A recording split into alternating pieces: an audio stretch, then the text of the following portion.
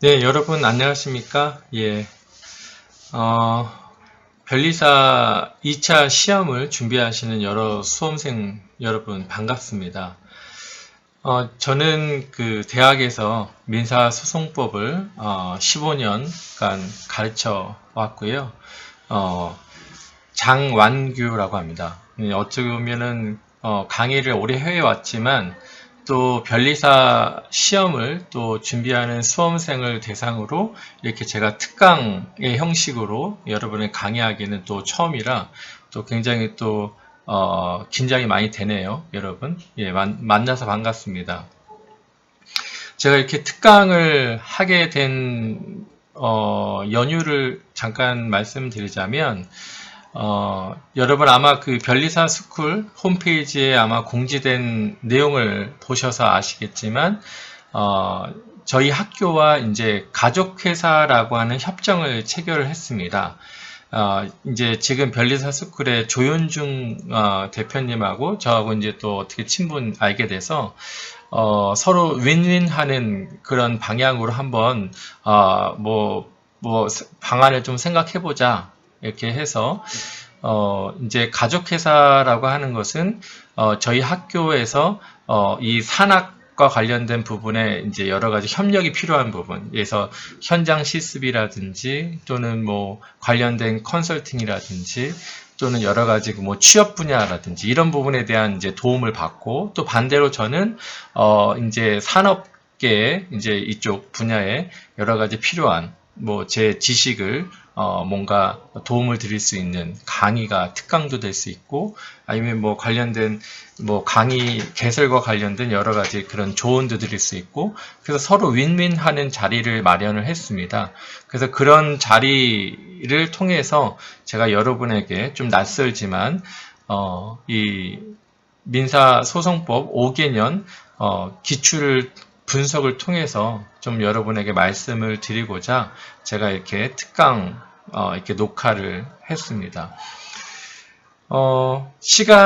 이 특강은 아마 10시간 남짓 아마 진행이 될 것 같고요. 제가 이제 전문적인 강의를 하는 그 강사분이 아니다 보니까 제가 이제 뭔가 딱 정해주고 뭐 이렇게 한 게 없습니다. 그래서 일단은 제가 민사소송법 5개년 기출을 가지고 한번 여러분에게 좀 도움이 될 만한, 즉 수험 전략을 어떻게 짤 것인지, 또는 민사소송법 공부를 어떻게 할 것인지, 더 나아가서는 뭐 전반적인 그 법학 공부에 대해서 좀 말씀을 드리는 게 개별 논점에 대해서 막 설명을 드리고 뭐 말씀을 드린 것보다는 더 도움이 되겠다라는 생각을 했습니다.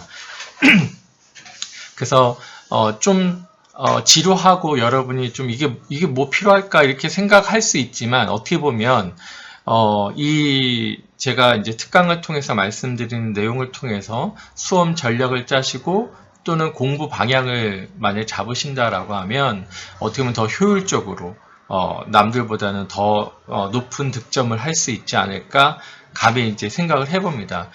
왜냐면 이제 제가 뭐 학교에서도 뭐 출제를 뭐 수십 년간 해왔고요. 또 채점도 했었고, 또 여러 지인 교수님들 통해서도 뭐 간접적으로 듣는 얘기를 통해서도 이 수험가의 어떤 뭐 출제라든지 또는 이 채점이라든지 이런 것들을 많이 들어왔거든요. 그래서 그런 부분을 여러분에게 좀 공유하고 좀 도움을 드리는 방향으로 말씀을 드리고자 합니다. 처음에 이제 민사소송법 공부법 및 사례 문제에 대한 답안 작성법이라고 하는 건데요.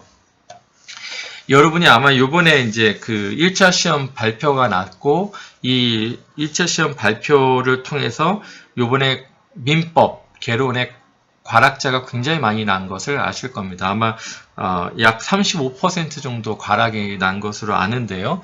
예년에 비해서는 한 2배 가까이 이제 과락자가 나온 걸로 제가 알고 있습니다. 1,100명 정도가 나온 걸로 알고 있는데요. 이거는 어떻게 보면 이제 그 민법이 이제 갑자기 어려워서 이제 그렇게 될 수도 있고요. 또 여러분들이 이제 법학 민법에 대한 공부를 좀 등한시하신 게 아닌가라는 생각도 듭니다. 근데 이제 저는 변리사 시험은 어떻게 보면 이공계의 변호사나 다름없다 이렇게 생각합니다. 꼭 이제 이공계 변호사. 그렇기 때문에 당연히 법을 당연히 알고 계셔야 되고, 여러분이 이제 이 민법개론, 그러니까 전통적인 법인 민법 또는 민사소송법 외에 특허법, 상표법, 이런 것도 다 법이지 않습니까? 그렇죠? 그래서 이 법학이라고 하는 것이 굉장히 변리사 시험에서는 밀접한 관련성을 갖기 때문에 법학 공부를 소홀히 하시면 안 되고, 여러분이 좀 시간 좀 투자하셔서 좀 공부를 하셔야 좀 안정적인 득점을 하실 수 있고 편안하게 합격을 하시지 않을까 생각을 합니다. 지금 이제 여러분 이제 그 변리사 2차 시험이 곧 60회 변리사 시험이 있잖아요. 2차 시험이 이제 7월 22일 날 있는 것으로 알고 있는데요.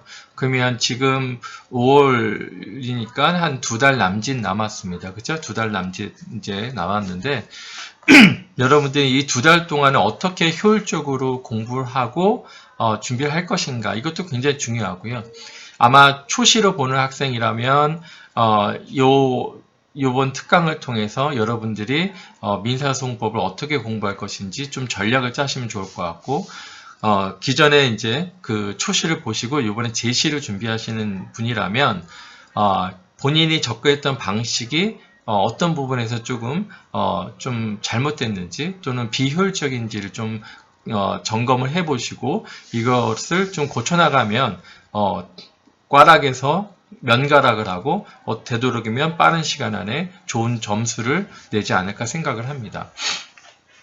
민사소송법 공부법에 대해서 여러분 뭐 아시는지 모르겠지만 아마 다양한 그 출처를 통해서 여러분들이 아마 보시긴 하셨을 겁니다. 아마 교재를 통해서도 보셨을 수도 있고, 아니면은 뭐 어느 강사님의 그 강의 내용 중에 또 공부법을 또 설명하신 분도 있을 거고 하신데요. 제가 생각하고 있는 공부법에 대해서, 즉 공부법은 민사소송법에 대한 특화된 공부법을 좀 말씀드리고 싶습니다. 첫 번째 이제 민법 공부에 대한 중요성입니다. 여러분 이제 민사소송법은 여러 가지 이제 그 절차에 대한 법이잖아요. 그렇죠? 이 절차를 어떻게 구현할 것인가, 즉 실체법상에서 불거진 여러 가지 그 법적 분쟁을 절차에서 어떻게 다룰 것인가가 민사소송법입니다. 그렇기 때문에 이 실체법하고 절차법인 민사소송법이 밀접 불가분하게 연결될 수밖에 없고, 사례에서의 여러 그 지문이나 내용들도 이런 실체법을 모르고서는 여러분들이 소송법이라고 하는 민사소송법을 제대로 풀어낼 수 없는 그런 한계가 있습니다. 그렇죠? 그래서 권리나 의무의 유무를 판단하는 것은 실체법이고, 그죠? 민법과 상법이고, 그 실체법상의 어떤 발생한 권리를 실현한다든지 또는 그로 인해서 발생한 어떤 그 피해를 어떻게 구제받을 수 있는지에 대한 것은 절차법인 민사소송법이에요.